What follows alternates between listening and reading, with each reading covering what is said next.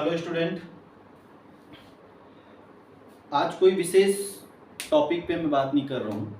आज जो चर्चा का विषय है वो ये है कि हमारा जो एग्ज़ाम होना है वो जून आखिरी तक सारा एग्ज़ाम निपट जाना है ना। सारे के सारे एग्ज़ाम्स जो हैं लगभग जो छत्तीसगढ़ ने अपना शेड्यूल बनाया है उसमें जून आखिरी तक का डेट दिया हुआ है। कुछ एग्ज़ाम इधर उधर हो सकता है पर लगभग सारे एग्ज़ाम जो है वो जून में ख़त्म हो रहे हैं।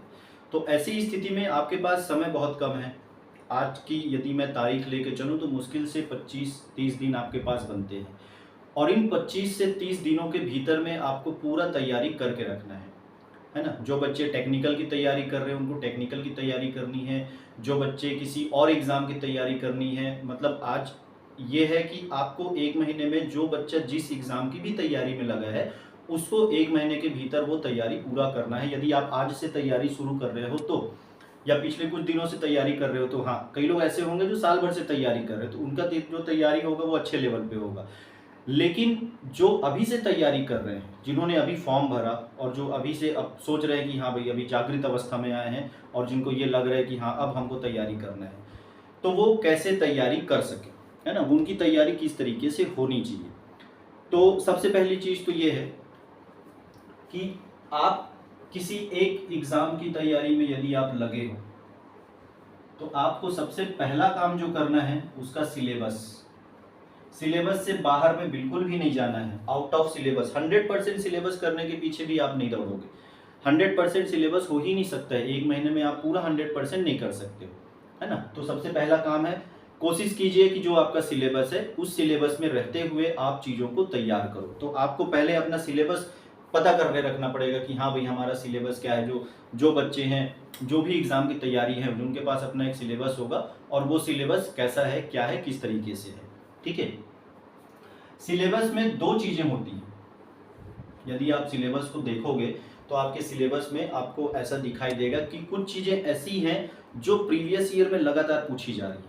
जो प्रीवियस ईयर के क्वेश्चन है, जैसे हर 2 साल बाद, हर 1 साल बाद, हर 3 साल बाद इस टाइप के क्वेश्चन रिपीट होता है। तो इसके लिए आप देख लेना अनसॉल्व, या फिर आप किसी टीचर से पूछ सकते हो तो आप टीचर से पूछो कि किस टाइप के क्वेश्चन है, किस टाइप का क्वेश्चन आता है, वो है। एक है अनसॉल्व, तो अनसॉल्व आपके पास हो आप अनसॉल्व रखो, या सॉल्व पेपर जो है पुराने 5 साल के 10 साल के वो ले लो। आप उसमें से देख लो कि किस सिलेबस में क्या चीज़ें हैं जो पूछी जाती हैं। आप किस चीज़ के लिए प्रिपरेशन कर रहे हो उसमें एक फोकस पॉइंट होगा, वो फोकस पॉइंट आप देख लो कि हाँ भाई ये फोकस पॉइंट है, इसमें इस चीज़ से क्वेश्चन पूछा जाता है। तो आपको क्या करना है, सबसे पहला काम है अनसॉल्व लेके रखना है। 5 ईयर्स के अनसॉल्व ले लो या 10 ईयर्स के अनसॉल्व ले लो। मार्केट में तो 30 4 पुराने भी अनसॉल्व पड़े हुए हैं, पर ज़्यादा पुराना लेने की जरूरत नहीं है। 5 या 10 ईयर का अनसॉल्व आपका काफ़ी है। इतना लेने के बाद सेकेंडरी आपका सिलेबस में जो सेकेंडरी पॉइंट है, सेकेंडरी पॉइंट मतलब जिसको थोड़ा ज़्यादा गैप में पूछा जा रहा है ना, तो उस चीज़ को भी आपको थोड़ा सा देखते हुए चलना है। तो ये दो चीज़ों पे ध्यान, जिसको पूछा ही नहीं जा रहा है उसके बारे में सोचना ही नहीं कि भाई कुछ चीज़ें ऐसा होते हैं जिसके पीछे हम ज़बरदस्ती भागते रहते हैं, तो उन चीज़ों को छोड़ दो, उन चीज़ों को आप करो ही मत। सिलेबस में है लेकिन उसके बावजूद उससे रिलेटेड क्वेश्चन नहीं आ रहे हैं या ऐसा लग रहा है कि हम उस चीज़ को छोड़ सकते हैं, तो वो चीज़ आपको क्या करना है, छोड़ देना है। पहली चीज़ सिलेबस। दूसरी चीज़, जब आप सब्जेक्ट में जाते हो, आप कोई भी सब्जेक्ट में जाओ, किसी भी सब्जेक्ट को आप पढ़ते हो तो सब्जेक्ट को आपको दो तरीके से पढ़ना है। एक पहला तरीका है सब्जेक्ट का थ्योरी, कि थ्योरी क्या कह रहा है, तो आपको दो बुक रखना पड़ेगा। एक बुक रखेंगे आप थ्योरी के लिए और एक बुक रखेंगे आप ऑब्जेक्टिव के लिए, क्योंकि पेपर तो हमारा ऑब्जेक्टिव ही आना है। आमतौर पे हमारी जो गलतियां होती हैं वो हमारी गलती ये होता है कि हम लोग थ्योरी वाली चीज़ें पढ़ते हैं, रटते हैं, पढ़ते हैं, रटते हैं, पढ़ते हैं, रटते हैं। एक महीने में कई बच्चे तो 3-3 बार थ्योरी वाली चीज़ें पढ़ डालेंगे पर ऑब्जेक्टिव पे बिल्कुल ध्यान नहीं देते हैं। तो वैसी गलती नहीं करेंगे। जब आप थ्योरी पढ़ रहे हो किसी चीज़ की तो उससे रिलेटेड ऑब्जेक्टिव बिल्कुल बनाओ, ये बहुत ज़रूरी है ऑब्जेक्टिव बनाना, क्योंकि पेपर आपको ऑब्जेक्टिव ही देना है तो ऑब्जेक्टिव लगाना बहुत ज़रूरी है। ठीक है, तो ये चीज़ थोड़ा सा ध्यान रखना है। जब भी आप किसी भी विषय को पढ़ते हो तो उस विषय से रिलेटेड ऑब्जेक्टिव आपके पास होना चाहिए। यदि आपके पास अनसॉल्व है तो आप अनसॉल्व में से देख लो कि हाँ ऑब्जेक्टिव उसका कैसा है, या फिर आप एक काम करो, आप ऑब्जेक्टिव की बुक, मार्केट में बहुत सारा ऑब्जेक्टिव का बुक आता है, आपके पास मटेरियल है, आप मटेरियल ले लो, ऑब्जेक्टिव की बुक है, आप वो ले लो, लेकिन ऑब्जेक्टिव लगाना मस्ट है। आप जो भी टॉपिक पढ़ते हो उस टॉपिक का ऑब्जेक्टिव, कम से कम जो भी टॉपिक हम पढ़ते हैं, एक पर्टिकुलर टॉपिक आप जैसे पढ़ते हो तो उसका ऑब्जेक्टिव देख लो भी, हाँ उसके 4-5 ऑब्जेक्टिव ऐसे आए। अब ऑब्जेक्टिव बनाने का भी तरीका है, ये तरीका ध्यान रखो, बहुत फायदेमंद है। एक महीने में बहुत ज़्यादा ऑब्जेक्टिव आप बना भी नहीं सकते। एक दिन में कितना ऑब्जेक्टिव बनाओगे? तो एक दिन में चलो मुश्किल से, कई लोग ऐसे होते हैं जो 50 बना लिए, 100 बना लिए, है ना, पर बहुत ज़्यादा ऑब्जेक्टिव कर भी नहीं सकते क्योंकि आपको थ्योरी भी पढ़ना है। तो आप क्या करो, ऑब्जेक्टिव बनाते समय आपके पास 4 ऑप्शन है, ये आपको काफ़ी फायदा देने वाला है। ये पॉइंट एकदम अच्छे से आप इसको पॉइंट को नोट करके रखो। यदि आपके पास 4 ऑप्शन है तो 4 ऑप्शन में से ऑब्जेक्टिव जब हम बनाते हैं तो हम ढूंढते हैं कि सही कौन सा है। पहली चीज, या तो आप सीधा ढूंढो कि चलो भाई ये ए नंबर सही है, तो ए नंबर सही है, बाकी 3 गलत है, तो ये तीनों क्या है? गलत है।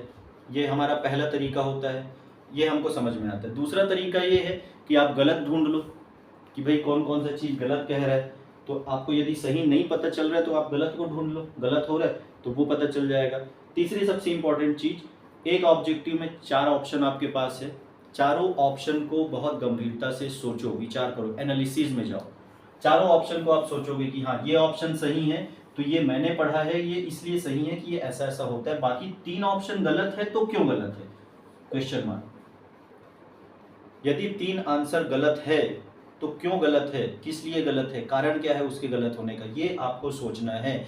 बहुत कम लोग ऐसे होंगे जो आपको ये चीज़ बताएंगे, मैं आपको ये चीज़ बता रहा हूँ आपको। बाकी ये मेरा पूरा अनुभव है, 15-17 साल पढ़ाने का अनुभव है, मैंने अपने स्टूडेंट लोग को बताया और उनको बहुत फ़ायदा हुआ है। ये एनालिटिकल अप्रोच है और इसमें आपको जाना है।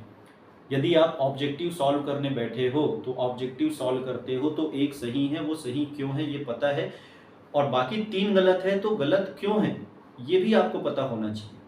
तो इस तरीके से आप एक ऑब्जेक्टिव में 4 क्वेश्चन आपके सॉल्व हो गए, 10 ऑब्जेक्टिव बनाइए, 40 क्वेश्चन आपके कंफर्म। ठीक है, ये बहुत अच्छा तरीका होता है। तीसरी चीज, अधिकतर ये बहुत इंपॉर्टेंट चीज है, लोगों का बहुत ध्यान जाता है कि भैया तुक्का कैसे मारे, तुक्का मारना है तो किस तरीके से मारना है। तो तुक्का मारने के लिए आप पहले ये चेक कर लो कि माइनस मार्किंग है क्या।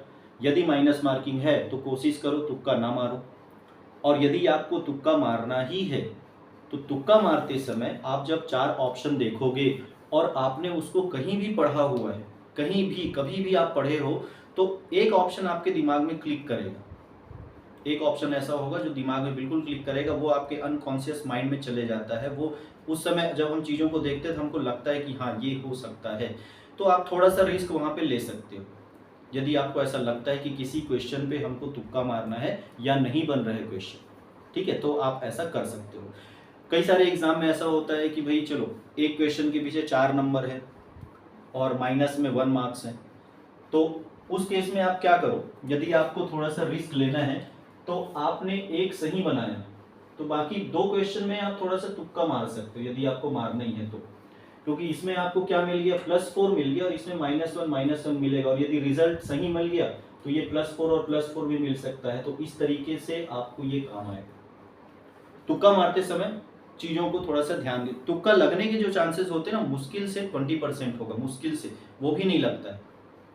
प्रोबेबिलिटी जो उसकी मानी गई है वो 15 to 20% हो सकता है, वो भी नहीं होता है, कभी कभी तो 0-0 होता है।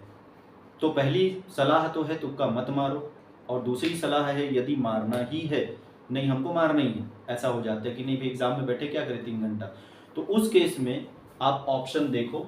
ऑप्शन देखने के बाद आपको लगेगा कि हाँ हम थोड़ा सा भी आप पढ़े हो तो कोई ना कोई ऑप्शन आपको ऐसा देख के लगेगा, हिंट करेगा कि ये हो सकता है, तो आप वहाँ पे मार सकते हो। दूसरी चीज, एक क्वेश्चन आप सही बना रहे हो तो बाकी 3 क्वेश्चन में आप तुक्का मार लो, बैलेंस हो जाएगा। इस तरीके से आप तुक्का मार सकते हो।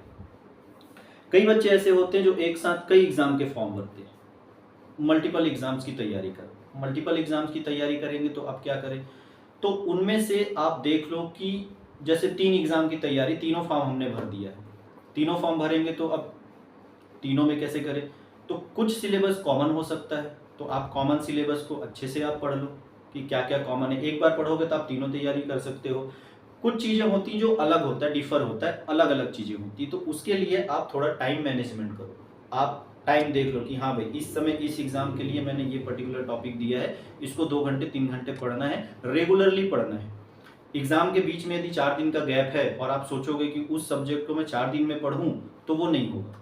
तो आप क्या करो, उसके लिए एक अलग से टाइम निकालो और टाइम निकाल के उसको फिर क्या करते जाओ, आप रेगुलरली पढ़ते जाओ। ठीक है, ये है। अगली चीज, जब आप एग्जाम देने जाते हो तो एग्जाम देने जाओगे तो आप कम से कम 70% सिलेबस पढ़ के जाओ। 100% नहीं हो पा रहा है, कोई दिक्कत नहीं है, 70% सिलेबस को पढ़ो। पढ़ने के बाद में आप एग्ज़ाम देने जाओ। एग्ज़ाम में जो क्वेश्चन आता है, क्वेश्चन को बहुत ध्यान से पढ़ो। क्वेश्चन को ऐसा नहीं है कि यदि आपको ऐसा लग रहा है कि हाँ ये क्वेश्चन एकदम आसान है, बन जाएगा, तो उसको 2 बार पढ़ो। ऐसा नहीं हो सकता है कि एकदम सिंपल, कुछ क्वेश्चन होते हैं एकदम टिक मार दिए, है ना, सारे क्वेश्चन नहीं होते। और कई लोगों को तो ऐसा लगता है, बहुत होशियार टाइप के होते हैं, उनको लगता है कि भैया अरे दे देखा हुआ मार देते, ये मार देते। वैसा नहीं, वैसा आप नहीं करेंगे। क्वेश्चन आराम से देखिए, क्वेश्चन को आराम से पढ़िए, टाइम दीजिए। पूरे 100 में से 100 नहीं बनाने की ज़रूरत है, जितने बनते हैं उतने को आप ईमानदारी से बना के आओ। यदि आपको 1 महीने के अंदर में कोई अच्छा रिजल्ट लेना है तो आपको ये कुछ टेक्निक्स जो हैं वो आपको याद रखना पड़ेगा। ठीक है, यदि आप ऐसा फॉलो करते हो, पढ़ाई का समय है, दिन भर आप जितना टाइम दे सकते हो मैक्सिमम दे दो। 1 महीने की बात है, पूरी एनर्जी लगा दो, जितनी आपकी बॉडी में है, जितनी आपकी कैपेसिटी है, पूरी एनर्जी लगाओ। ऐसा नहीं है कि चलो 3 घंटा टीवी देख लेते हैं, 1 घंटा मोबाइल देख लेते हैं, मत देखो। 1 महीना बाद में देख लेना आराम से, आपके पास बहुत टाइम मिलने वाला है। 15 दिन आप फिर फ्री हो जाओगे, 15 दिन फिर खेलना कूदना मजे करना मस्त। अभी 1 महीने है, 1 महीने एग्जाम का टाइम है, जितनी एनर्जी लगा सकते हो, जितने घंटे आप दे सकते हो दे दो। आप 8 घंटे पढ़ो, 10 घंटे पढ़ो, 15 घंटे, आपका पोटेंशियल कितना है आप देख लो, उसके हिसाब से आप बैठो और पढ़ो। बस ये याद रखना है कि 1 महीने का तैयारी है और 1 महीने जी जान से हमको लगना है। आपका जो ये परिश्रम रहेगा, आपका जो ये मेहनत रहेगा, वो 1 महीने बाद आपको प्रतिफल दे देगा। 1 महीने बाद आपको चीज़ें समझ में आ जाएंगी कि हाँ हमने मेहनत किया, और आपको बड़ा सुकून मिलेगा इस चीज़ का।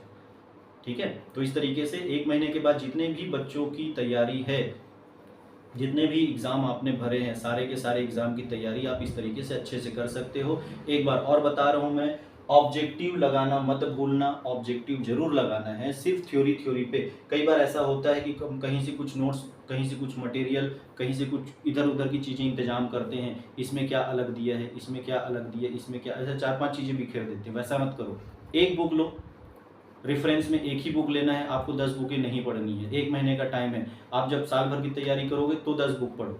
अभी 1 महीने का टाइम है, 1 बुक पढ़ो और एक ऑब्जेक्टिव क्वेश्चन लगाओ। ये 2 चीज़ें आपके पास होनी चाहिए, एक थ्योरी की बुक होनी चाहिए और एक ऑब्जेक्टिव की बुक जिसको आपको लगाना है। ठीक है, चलिए फिर अगली क्लास में मिलते हैं कुछ नए टॉपिक के साथ, कुछ नए विषय के साथ। Okay, bye bye.